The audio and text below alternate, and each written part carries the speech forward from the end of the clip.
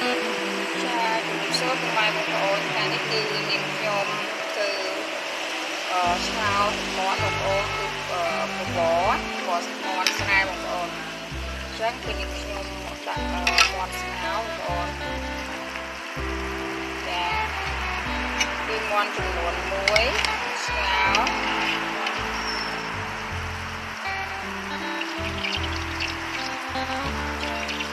ឆ្ងោតថយមកបងប្អូន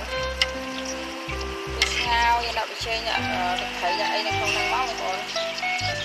តមកគឺ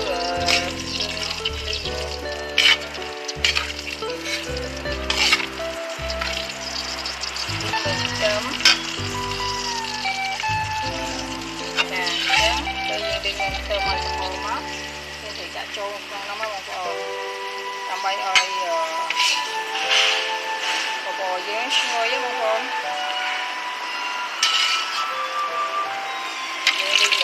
ហើយគឺអង្ករនេះ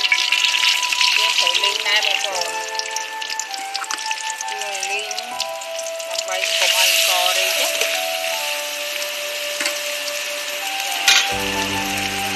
ចូលមកទៅ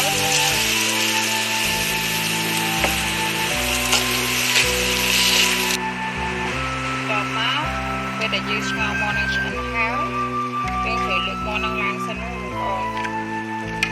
បានដាក់អង្ករចូល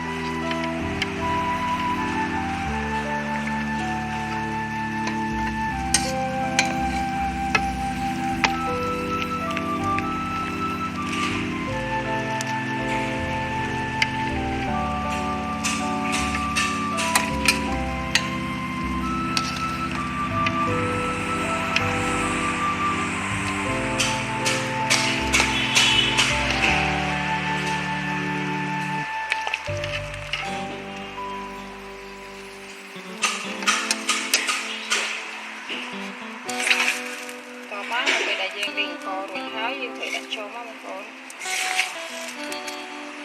គឺកុំឲ្យយើងលីងអង្ករជាមួយប្រេងឆានេះដើម្បីកុំឲ្យវាអង្កររីបងប្អូនជាវានៅគ្រាប់បបរដែរគ្រាប់អត់រីទេបបរយើងឆ្ងាញ់យើងដាក់ឲ្យមកពុះសិនមកបងប្អូនរីកដល់ពេលដែលបបរចិត្តនេះបងប្អូនគឺបងប្អូនចាក់សុទ្ធច្បាំងចូល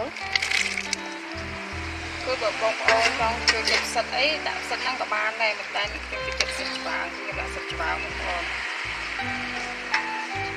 ចាតមកដាក់ស្ករបន្តិចទៅបងប្អូនដើម្បីវាមានជាតិហើយចាក់ត្រីចូលទៅត្រីចូលបន្តិចទៅ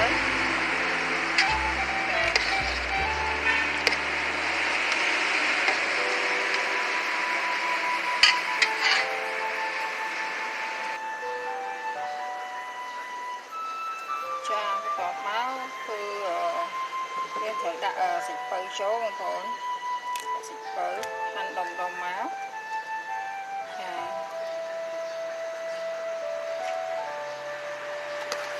ចូលវាក៏មកដល់បាត់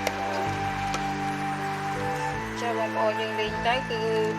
កយើងគឺវាគ្រាប់អញ្ចឹងបងប្អូនគឺវាអត់រីទេបើយើងអត់ឆាអង្ករហ្នឹងទេគឺរីយ៉ៃហើយបកគោកទៀតដល់ពេលចឹងមានទឹកមានអីចឹងបងប្អូនស្មើគ្នា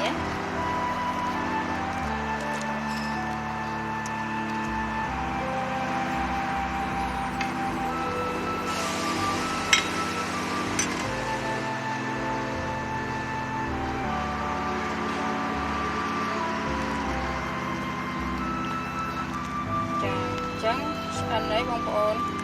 ចាអញ្ចឹងសាច់មាន់របស់យើងហ្នឹងយើងចូលមកបែរខាងក្រៅក៏បានឬក៏ទៅច្រាមដាក់ចូលក្នុងប្រមូលក៏បានដែរអាស្រ័យទៅលើបងប្អូនចូលចិត្តចាដោយសារនេះខ្ញុំចូលចិត្តប្រវគឺចូលចិត្តញ៉ាំសាច់ដុំបងប្អូនខ្ញុំចូលចិត្តហែកដាក់ចូលទេបងប្អូនចង់ហែកសាច់ដាក់ចូលក៏ដាក់ទៅបងប្អូន